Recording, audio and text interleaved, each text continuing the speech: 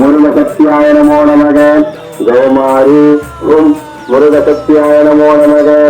கௌமாரி ஓம் முருகசக்தியாய நமோ நமக. அடுத்த கண்ணி வைஷ்ணவி. வைஷ்ணவி பெருமாள் ரூபமாக வைஷ்ணவி விஷ்ணு சக்தியாகவும் திருமால் சக்தியாகவும் அருள்பாலிக்கின்றார். வைஷ்ணவி ரும் விஷ்ணு சக்தியாய நமோ நமக. வைஷ்ணவி ரும் விஷ்ணு சக்தியாய நமோ நமக. வைஷ்ணவி ரும் விஷ்ணு சக்தியாய நமோ நமக. அதே போன்று வராகி யமசக்தியாக அருள்பாலிக்கின்றார். வராகி என்பவள் இந்த நிலத்தில் மண்ணுக்கு சொந்தக்காரியாக இருந்து அருள்பாலிக்கும் வராகி.